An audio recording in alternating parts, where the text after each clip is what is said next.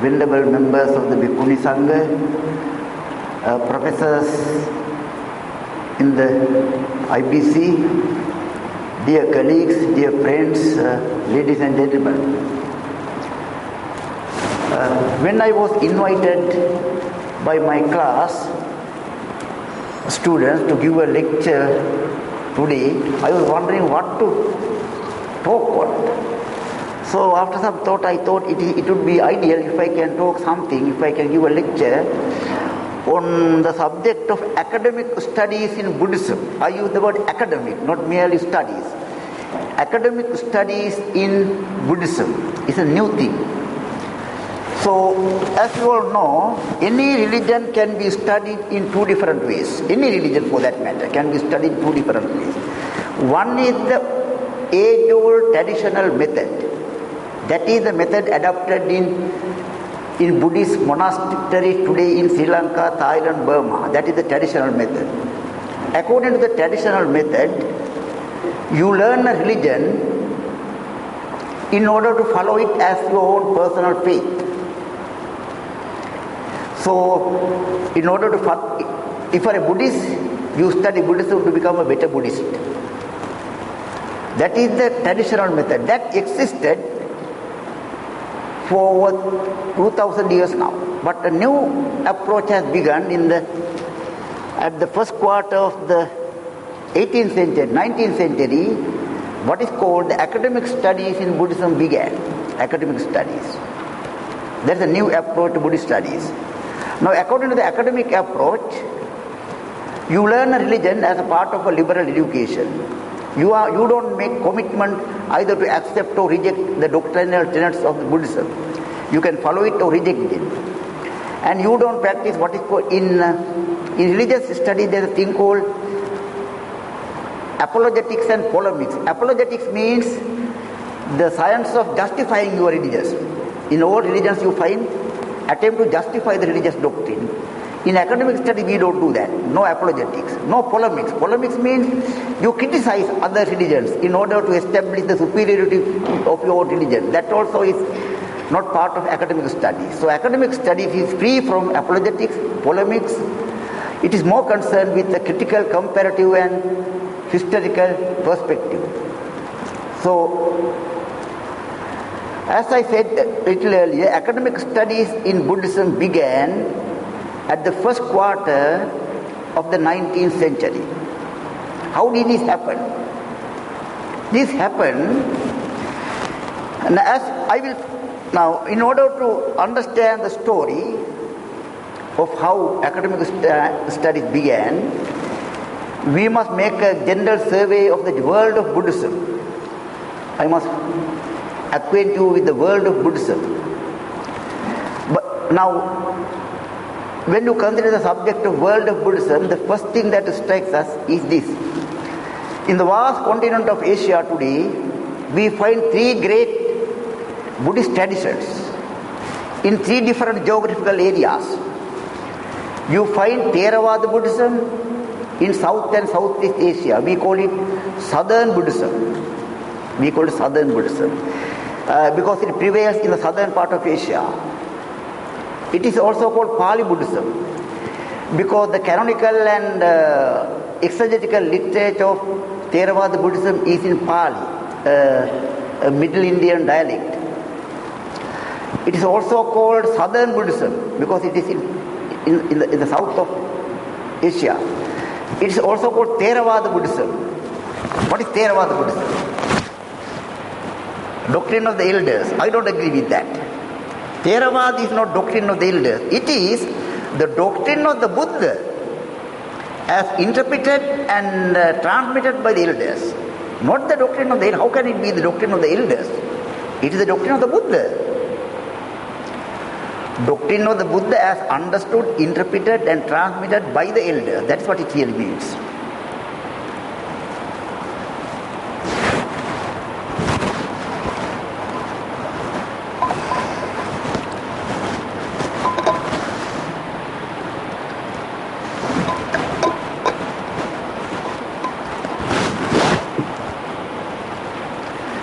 So then the next great Buddhist tradition is the Tibetan Buddhism that you find in the Himalayan region and in Mongolia. We call it Tibetan Buddhism. Mongolia has its own Tripitaka in Mongolian, but Mongolian Tripitaka is basically a translation of the Tibetan Tripitaka. Therefore, when we say Tibetan Buddhism, it embraces Mongolian Buddhism as well. Tibetan Buddhism. Then we find Mahayana Buddhism. Another word for Tibetan Buddhism is Vajrayana. Vajrayana. The diamond yana. The diamond yana. Then the third great Buddhist tradition is Mahayana Buddhism in East Asia.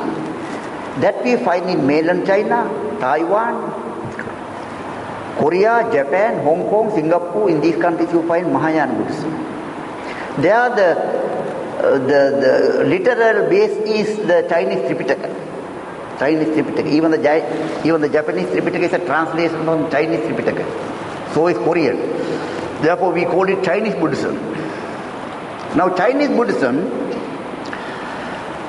now there are three traditions. Of these, Theravada is different because in Theravada you don't find schools of Buddhism, only one.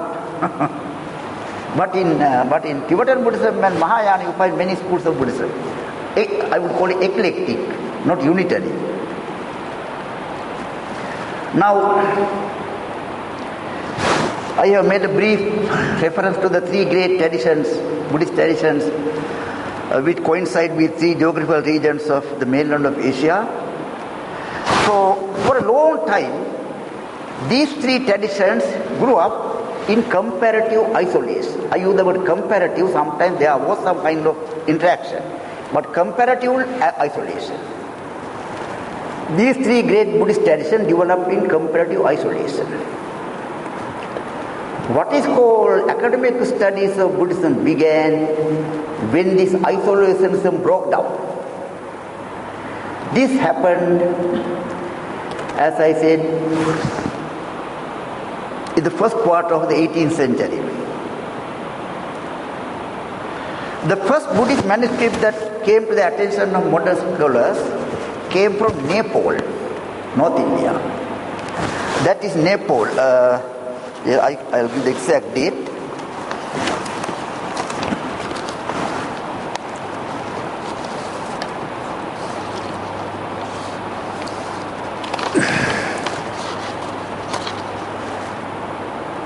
Yes. Between 1821 and 1841, the British resident in Nepal called B.D. Hodgson, he accidentally came across a large number of Buddhist manuscripts written in Sanskrit. Some are written in Sanskrit, some are written in hybrid Sanskrit. Among them are the Prajnaparamita Sutras, the Karuna Vyuha, then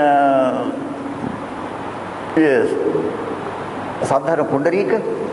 Now what Hodgson did was, he collected all these books and sent to the Museum of Paris, Leningrad, Calcutta and London. With this began Buddhist studies, academic studies. Now, the first to draw attention to this is the father of Western Buddhist studies is called, Burnham, Eugene Burnham, professor of Buddhist studies in Sorbonne. In 1825 he became the professor of Buddhist studies in Sorbonne. He translated most of these Sanskrit books into French. He translated Sadharma Pundarika into French. Sadharma Pundarika. And he translated a large number of Sanskrit works into French. With this began Sanskrit Buddhist studies. Then the Indian scholars also followed suit. Vidya Vibhushana, Sachistandra Bhushana, they also went to Nepal and collected books, and they established the Calcutta Buddhist Society. So that is how Sanskrit Buddhist manuscript came to the attention of modern scholars.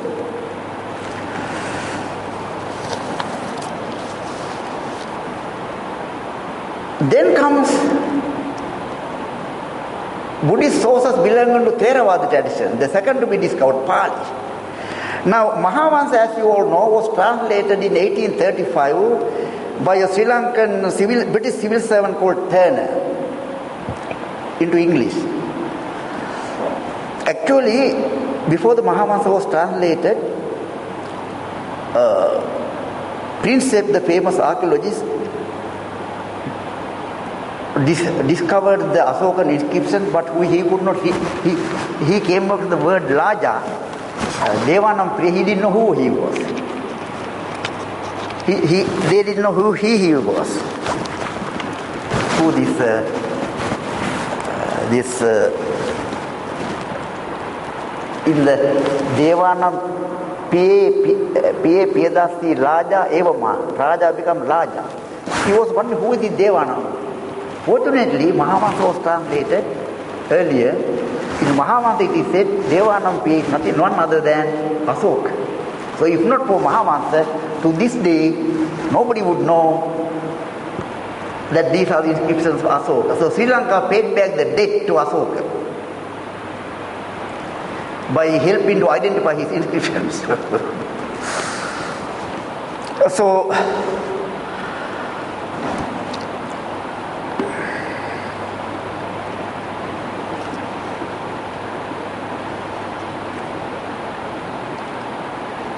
yeah.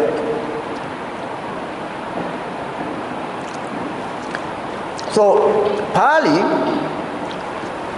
in 1840, Dhammapada was translated into Latin by Fosbold, Latin from France, together with the Dhammapada edition. Then 3 years later, two French scholars wrote an essay on Pali, an essay sur la Pali in French.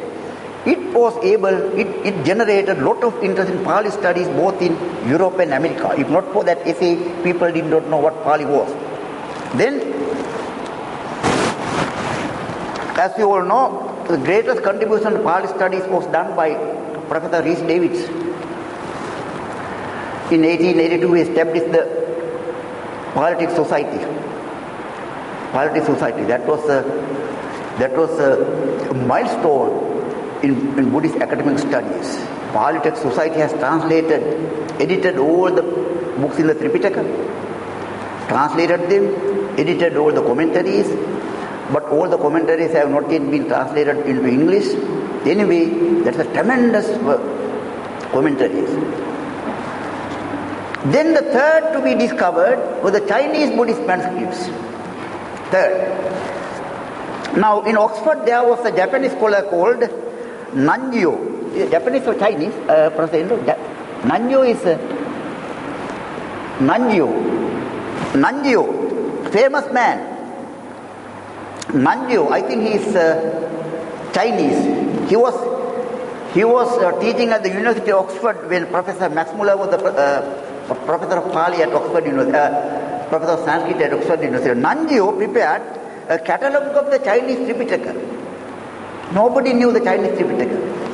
Nanjio prepared a catalogue of the Chinese Tripitaka. With that, the world came to know the whole of the Chinese Tripitaka. Until that, they did not know what it was.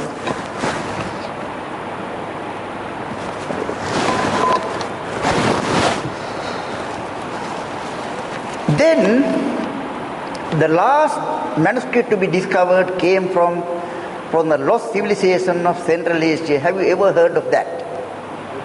Do you know that 1,000 years ago, the whole of Central Asia, 90% of Central Asia was Buddhist. Now it's all Muslim. Now it's all Muslim. Now it's all Muslim. But those days it was Buddhist. There was the Silk Route going from Europe to China, going across Afghanistan and all these countries. Through the Silk Route there were 15 Buddhist countries. And they have produced thousands of Buddhist books in their native languages. Some of these native languages are Uyghur. Uyghur is Old Turkish. Uyghur. Hundreds of books have been discovered written in Uyghur, Old Turkish. Then Sogdian. The Sogdian language is written by using the alphabet of the Christ mother tongue. The Christ mother tongue is Aramaic. The Aramaic letters are, so there are Buddhist books written in Aramaic, the language of Christ. They were all edited mostly by German scholars. There are 3 volumes. Hundreds and hundreds of fragments were discovered in Central Asia. 28 fragments of the lost Sanskrit Tripitaka were discovered. The Mahaparinirvana Sutra, Sanskrit version, was discovered. The oldest manuscript was the Gandhari Dhammapada. It was discovered. It was edited by Professor, my own teacher, Professor at the SOS, Professor Prof. He took 20 years to edit it, Gandhari Dhammapada in Pali. The oldest manuscript in the world, Gandhari Dharmapada. So, in Central Asia, they discovered not only hundreds of books written in native languages, but also books written in Sanskrit. Now they are all collected. Actually, Buddhism went to China not from India, but from Central Asia. Central Asia. Not directly from India, but from Central Asia.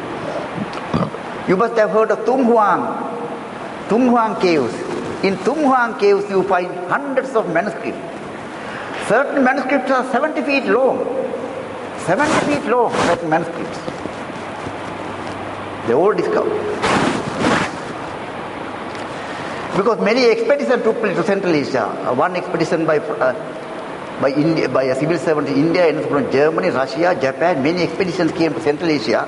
They discovered hundreds and hundreds of Buddhist manuscripts. Even now there are maybe many. This famous Buddha myth that was destroyed by Afghanistan. Bamiyan, no? All that was Buddhist those days. Buddhist. That's all Buddhist. There is evidence even to suggest that Theravada Buddhism was there even before Christ was born. Because Theraputa, two Germans have written a book called Buddhism in Palestine before Christ. There is a thing called Theraputa. They don't know. The Theraputa is a new word. Theraputa means Theravada. So Theravada Buddhism was there before Christ was born. How can you say no? Because Christianity was 500 years later than Buddhism. And Asoka has 2 manuscripts in the mother tongue of Christ, Aramaic. Two inscriptions in Aramaic. So that means to say, the whole of Christian land was known to Asoka. So Asoka sent missionaries to all those countries. So definitely, Buddhism went to Palestine. There's no doubt Buddhism influenced Christianity. Absolutely. There's no doubt absolutely about that. So now,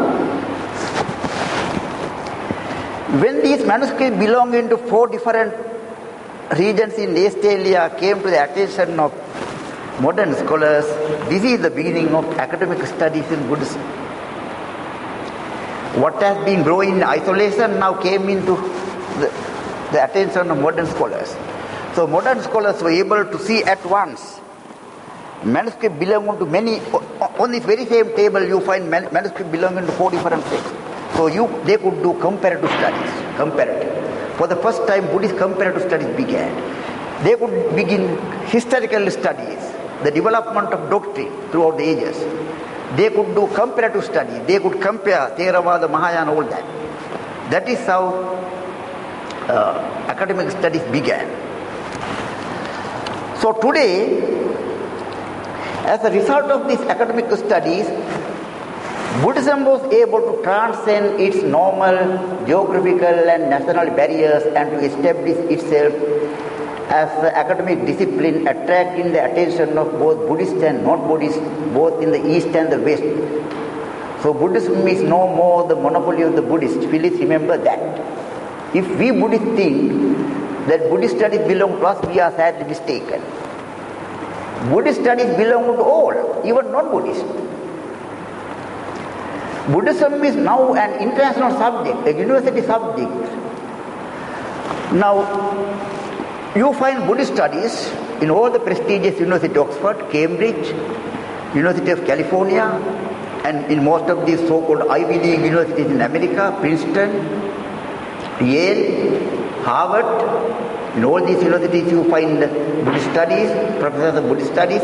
Actually today, I am sorry to say, the West is leading in Buddhist scholarship and not we.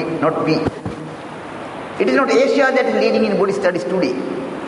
The West I mean, America and Europe put together I call Western world. Western world is today leading in Buddhist scholarship, not the West, not the Buddhist Asia. So, today, according to modern research, some 400 academic works in Buddhism are published every year in French, German and English. The Bibliotheca Buddhica, it contains thousands and thousands of entries, Buddhist books. In the 60s, there were 85,000 Buddhist books in English, 85,000. Now, it's doubled out. Yes. So Buddhist studies is really an international subject.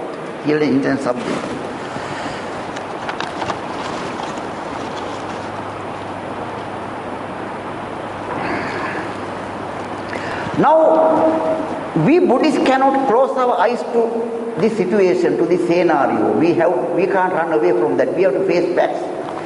So there's a big challenge thrown upon us Buddhists. When the West is leading in Buddhist scholarship, we Buddhists in Asia is lagging behind. That is the problem. So we have to catch up. That is the challenge we have. We have to catch up.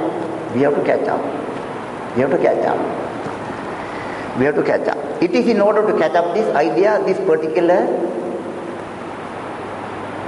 International Buddhist College was established. I was very much responsible with Venerable Weibu when we drew up the plan about 8 years ago when I was teaching at Jaipur. We together made a plan for this university. We decided there must be three. If we want to make this a really international Buddhist university, there must be 4 things. One is, first requirement. It must be strictly academic. Actually, this is not a Buddhist university. This is a university for Buddhist studies. There is a difference. Is that clear? This is not a Buddhist university, but this is a university for Buddhist studies. Is that clear? There is a subtle difference. Our purpose is academic. We follow strictly the academic approach of Buddhist studies. Even a Catholic can teach Buddhism here. Even a Christian can teach Buddhism here because the academic discipline. You need not become Buddhist. Even Catholic students can come as students to follow courses here. In Hong Kong University where we teach, we have some Christians who are on the staff teaching Buddhist studies. We have a large number of Catholics in the classroom. That is beauty of academic study. In academic studies, no religious boundaries, religious barriers. Everyone is open. We follow strictly actually the academic approach is the best for Buddhist studies, more than for other religions. Because a critical approach according to the Buddha is not detrimental to Buddhist studies. It is rather salutary. It is very much salutary. A critical approach is very much salutary to Buddhist studies rather than detrimental. Therefore, unlike Christianity and theist religion for Buddhists, academic studies is more important. Actually, somebody has done some research why Buddhism is fast spreading in the West. Some of our Buddhists think that it is because the missionary books we write. We Buddhists think we monks and laymen write number of books to propagate Buddhism. None of them have any effect. They have discovered if Buddhism is fast spreading in the West, it is because of critical books on Buddhism, academic books. It is the academic studies on Buddhism that is creating a great sensation in Buddhism. That making becoming a widespread religion.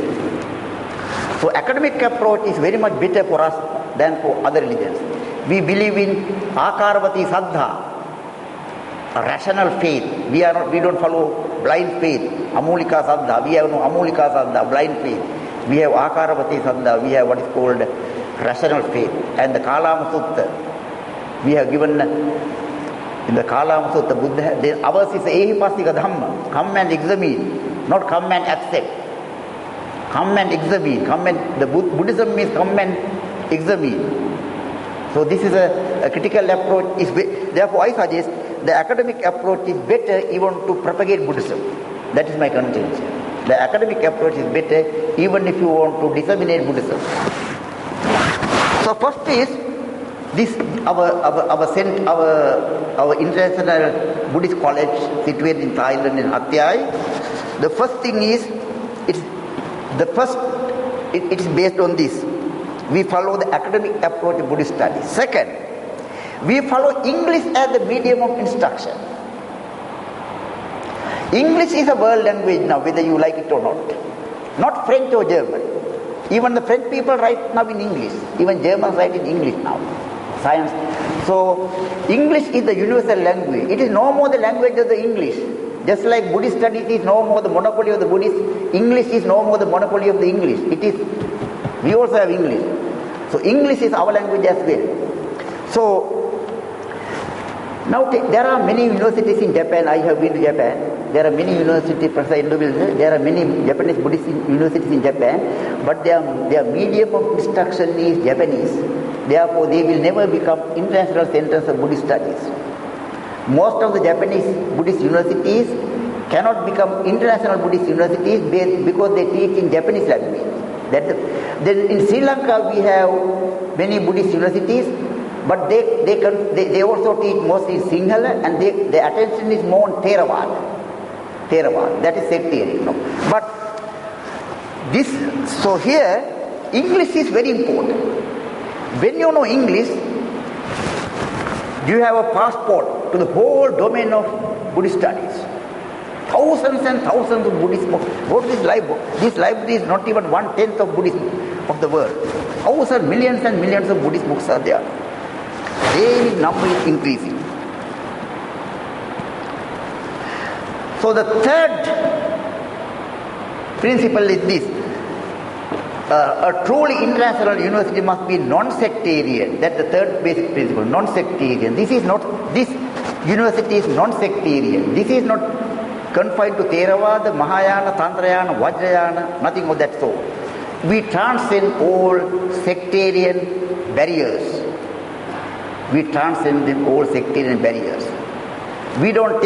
justify. There's no justification. We clarify but not justify. That is another part of academic studies. An academician does not justify. He only clarifies. If somebody asks me, do you believe in, if I teach rebirth, if you say, prove rebirth, I say, I can't prove rebirth. I can only clarify. My purpose is not to prove rebirth, but to clarify rebirth. I am an academician. I don't have Hubbenimasana Jnana. So I can only clarify.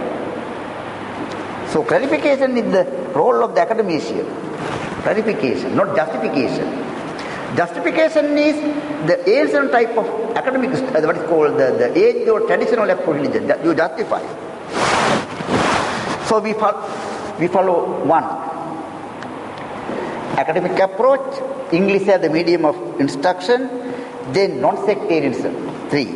Non-sectarianism. Then this university also provides provision for the study of all Buddhist scriptural languages. Now this is what is wrong in many countries. In Sri Lanka, of course we don't have enough provision for the study of Tibetan and Chinese, although there is provision but not much. So even in Hong Kong we don't have enough provision for Pali and Sanskrit. But therefore we must have all these Buddhist scriptural languages, Pali, Sanskrit, hybrid Sanskrit, Prakrit, Tibetan, Chinese, Japanese, all these languages must be taught here. Those are called Buddhist scriptural languages. So in Buddhist studies there are two aspects, you know that. When you study sources, you call it philological studies. When you learn the content, we call it doctrinal studies. So both must go together. Doctrinal studies and philological studies must go together. So there must be a base for both.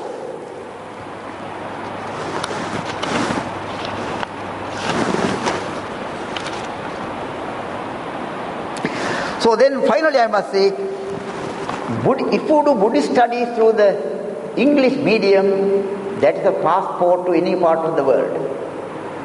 visa, a free visa, free passport.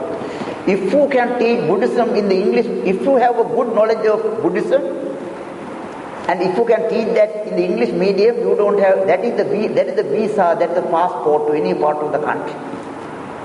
Even not only academically rewarding, it's financially rewarding. If you want to earn money, nothing like Buddhist studies, because there's a big demand for Buddhist studies all over the world. There are enough job opportunities for Buddhist studies, more than for other subjects. I retired 10 years ago, still I am teaching because I did Buddhist studies. Because of Buddhist studies. Buddhist studies is a subject that has saleability, that can be sold anywhere. It has saleability more than other subjects. So Buddhist studies. So my advice to all of you, especially our students here, develop English as much as possible. Day and night you must read books in English medium. Day and night. Also better if you can speak in English. That will improve the spoken English. You are not becoming unpatriotic by doing that. You don't forget your mother tongue. You respect your mother tongue.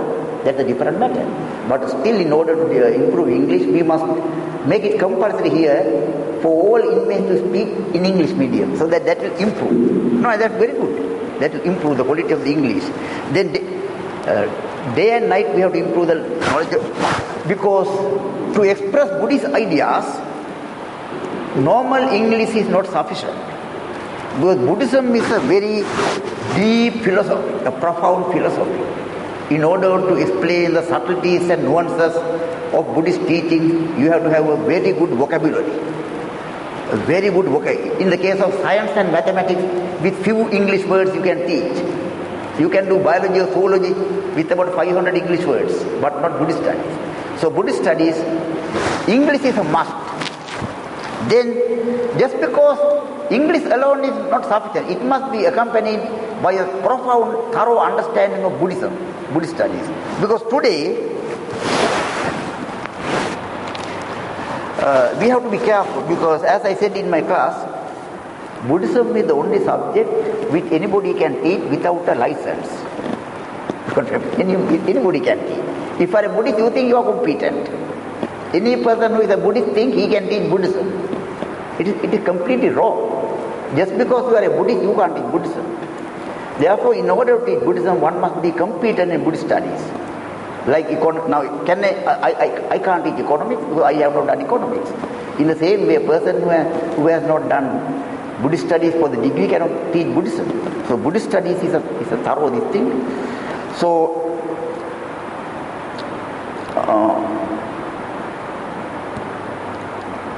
yes, I think I have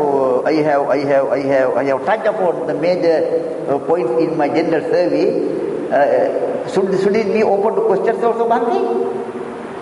Yes, if you want to clarify any points or if you want to add any comments, these are time. That is better. I want some feedback from you. Some feedback. Feedback. Yes, Bhante. Mahayana Buddhism in India. What? Mahayana Buddhism in India, no more than. Mahayana Buddhism in India. Mahayana Buddhism in India. Indian. Buddhism began in India. Hinayana, Mahayana, all Buddhism began in India. But it developed in China. Because Buddhism is a growing. Now, some people say, now there's a beautiful saying by that famous Buddhist scholar, Khonse. He says, when you plant an oak plant, a small oak plant you plant, he later become a huge tree. That huge tree is not a corruption of the seed. It's a further growth. In the same way, this further development of Buddhism is not a corruption, but a further elaboration of Buddhism. The Buddha himself has said, Vivato Virochati, the more you elaborate my doctrine, the more it shines. So Mahayana is not a historical development, but you find Mahayana ideas even in the Pali Tripitaka. So actually, according to my personal opinion, Mahayana is not a historical development, but what should I say? A logical enlargement of what the early Buddhism is. Mahayana ideas are there in early Buddhism. So it's a further elaboration. So Mahayana Buddhism began in India, but there are three great Buddhist traditions. What the Buddha taught gave rise to three great Buddhist traditions. What is the three? First you find what is called the so-called Hinayana. I don't like the word Hinayana. Hinayana Abhidharmika. The second is Madhyamaka. The third is Tantrayana. Third is Vajrayana. Third is Vijnanavada. So they say, now we Theravadis say that there's only one setting in motion of the wheel of the doctrine. Dhammacakkappavattana Sutta, we only know only one. But according to some Buddhists, there were three. As a result of the first arose Hinayana. As a result of the second arose Madhyamaka. As a result of third arose Vijnanavada. And today is the golden era of Buddhist studies. In the time of the Buddha, Buddhism was confined only to the Madhya Pradesh, not even to India. In the time of the Buddha, Buddhism was confined only to the 16 Janapadas. During the time of Asoka, it was confined only to Asia. But today, in the 21st century, Buddhism has occupied all the three continents, all over the world. So this is the golden age of Buddhism. Therefore, some Buddhist scholars say this is the result of the fourth setting in motion of the wheel of the doctrine. This is the result of the fourth Dhammacakkappavattana Sutta. The fourth Dhammacakkappavattana Sutta occurred in the 20th century. As a result of that, there is a wide awakening of Buddhist studies, occupying the three continents of Asia, Europe and America. Never before in the history of Buddhist thought there was such a Buddhist awakening. So we are living in the best period of Buddhist study. Don't say this is the worst period, this is the best period. This is the best period for Buddhism. This is the result of the fourth Dhammacakkappavattana. Yes. Bhante, did I answer your question? Yeah. Shall I get something for Yeah. Yes, sure.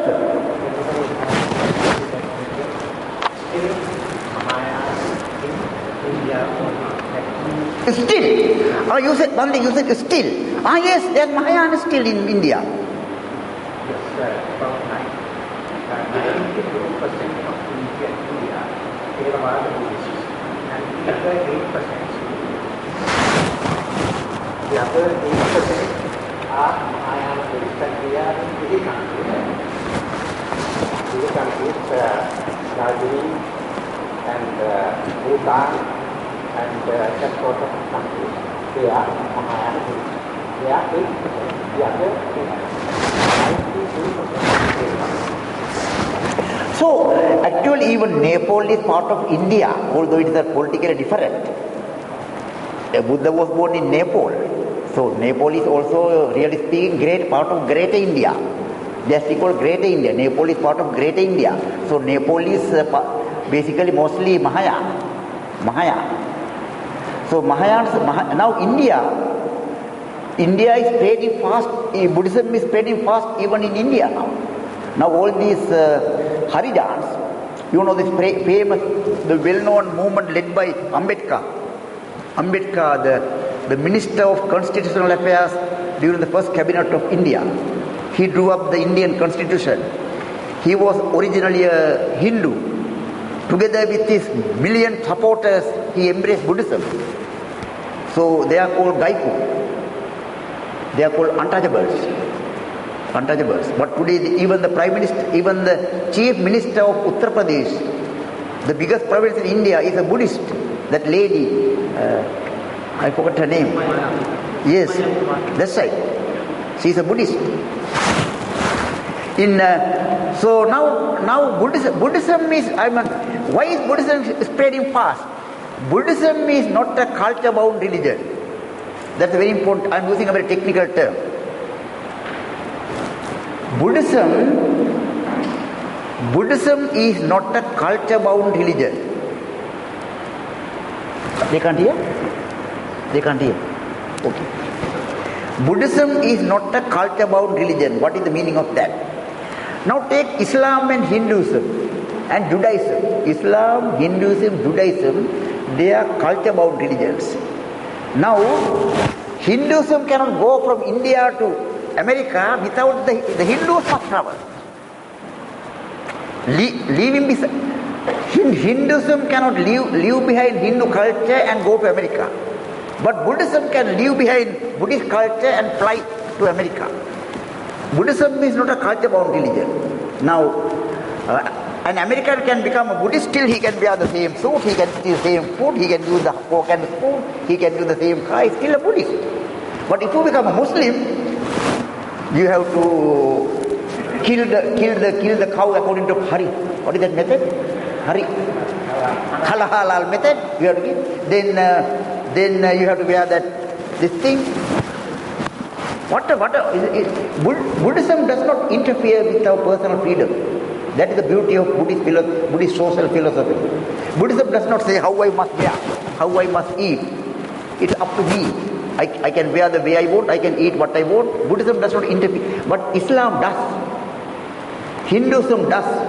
Judaism does. That is why they don't become Islam has become a world religion, okay, but mostly by I don't know. I don't know. Anyway, it is not. Buddhism is not a culture-bound religion. It can fly. It can leave behind Buddhist culture. Buddhist culture is different from Buddhism. Now, Buddhist culture of Thailand is not the same as Buddhist culture in Sri Lanka. The Buddhist culture in Japan is not the same as Buddhist culture in Thailand. But Buddhism is the same. In Thailand and Sri Lanka, we find Theravada Buddhism. But in these two countries, you find two different Buddhist cultures. Culture can change, but not the Dhamma. So there can be cultural variations, cultural diversity. Buddhism does not level down cultural variation. That is why in the whole of Buddhist Asia, you find a diverse Buddhist culture. Now you take Christianity. In Christianity, people marry in the same way. They do that. They go to the priest and the almond and all that like that, and they get married. God bless you, they get married. But take Sri Lanka, say Buddhism. In Japan, they marry in a different way. In Thailand, they marry in a different way. All Buddhist countries. In Sri Lanka, they marry in a different way. In Burma, they marry in a different way. Different ways of marrying. No one way. Then take when disposal of the dead. Now, according to Islam, the cremation is not allowed. You can't cremate. When Buddhism says you can bury, you can cremate, or you can give it for research to the science laboratory. No, we don't consider this as something sacrosanct, something sacred. So that is the beauty of Buddhist social thought, Buddhist social philosophy. It does not interfere, it does not control our personal life. It's personal life. Therefore, some modern scholars say Buddhism has no social philosophy. They are sadly mistaken. Buddhism has a social philosophy, but it does not interfere as much as Hindu and Islamic social philosophy. That is the difference. If you say Buddhism has no social philosophy, you can as well say Buddhism don't have even a morality. Because Buddha don't tell I am a layman.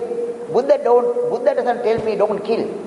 Buddha doesn't tell me don't steal. What Buddha tells me is this: killing is bad. If you kill, these are the consequences. So stealing is bad.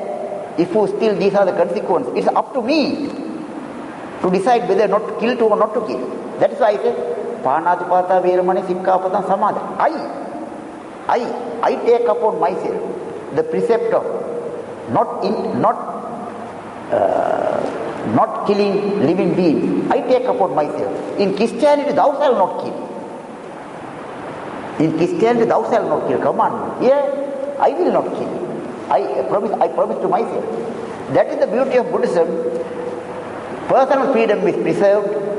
Then Buddhist social philosophy does not interfere with our personal life. We have full liberty, full latitude to lead the life the way we want. Imagine how many people were killed because of this. In Algeria alone, 5,000 young people were killed for not wearing the turban. Not for doing anything bad, not for not wearing the turban. In Paris, the problem of schoolgirls going to school with that toga, the government says no, they say yeah, we must wear. Big problem. When I was in England, I can remember a sick person. He was admitted to the police force. He refused to shave. He is a sick man, no? S-I-K, sick. But he was ordered to shave.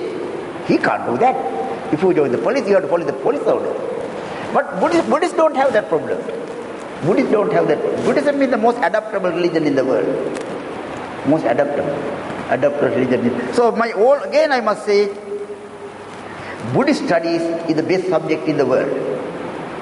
Learn as much as English, learn as much Buddhism. Combine the combination of Buddhist studies and English is the passport. It's a passport to any part of the world.